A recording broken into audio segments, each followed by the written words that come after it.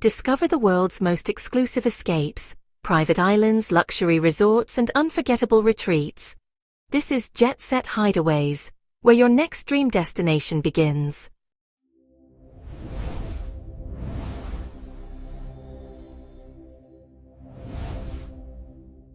It's more than just a place, it's a testament. In 1969, while the rest of the American West was being carved up for sprawling subdivisions and neon-lit tourist traps, actor Robert Redford did something radical. He purchased the humble Timphaven ski area, not to build a massive high-octane playground, but to protect it from becoming one. This is Sundance Mountain Resort. You see, the vision was never about building a kingdom, it was about honoring a canyon. Redford called it an experiment in stewardship, a daring bet that a sanctuary could exist where art and nature didn't just sit side by side, but actively enriched one another. He saw the land as the primary architect. Every cabin, every trail, and every stone-lined path was placed with a surgical respect for the existing trees and the flow of the mountain streams. It was a rejection of the bigger is better mantra of the era. At Sundance, success isn't measured by the number of hotel rooms or high-speed lifts, but by the silence you find in the North Fork groves and the clarity of the stars overhead. It wasn't about chasing the next big thing or the latest trend in luxury. It was about preserving the right thing, the soul of the mountain. Today, that legacy lives on in every recycled glass bottle and every acre of protected wilderness, proving that sometimes the most enduring way to build something is to leave the land exactly as you found it. Redford's architectural philosophy was remarkably ahead of its time. The radical notion that buildings should listen to the land, not speak over it. In a world of glass towers and concrete footprints, Sundance chose a different language, the language of the forest itself. You won't find manicured lawns or the aggressive glitz of a typical five-star resort here. There are no paved-over meadows or neon signs screaming for your attention.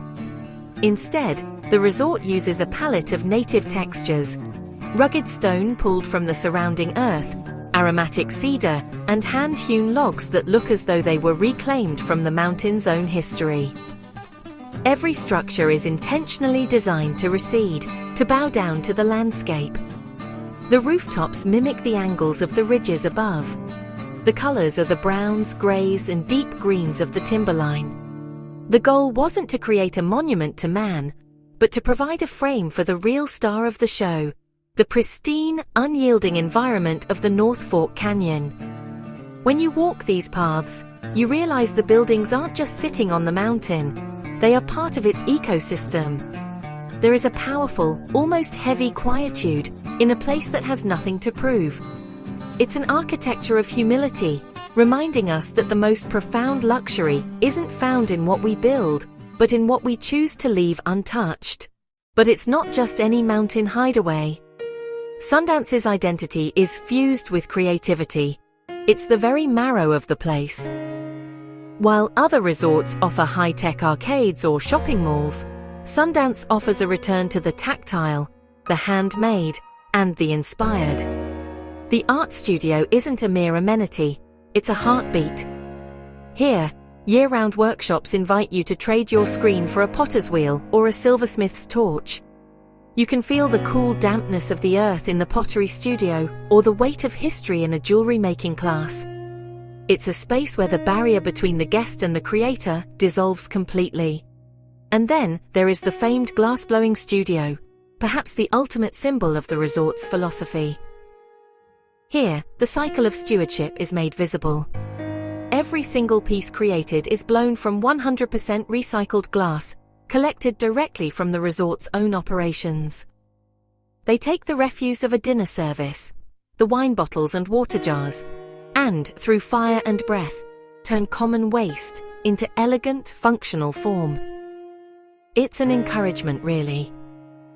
A gentle, persistent invitation to connect not just with the majestic nature outside your door, but with the quiet, perhaps neglected artist within you. Sundance reminds us that we are at our most human when we are creating, and that the beauty we find in the mountains is only doubled when we attempt to reflect it through our own hands. And when you do step outside, the offering is intimate, not overwhelming. In an era where mountain resorts compete to be the biggest, the fastest, and the loudest, Sundance intentionally leans the other way. Yes, the winter sports are spectacular. Over 450 acres of pristine ski-in ski-out terrain. But this isn't the frenetic, high-octane energy of a commercialized ski hub. This is skiing as it used to be. Quieter, more thoughtful, and deeply respectful. There are no jumbotron screens at the base.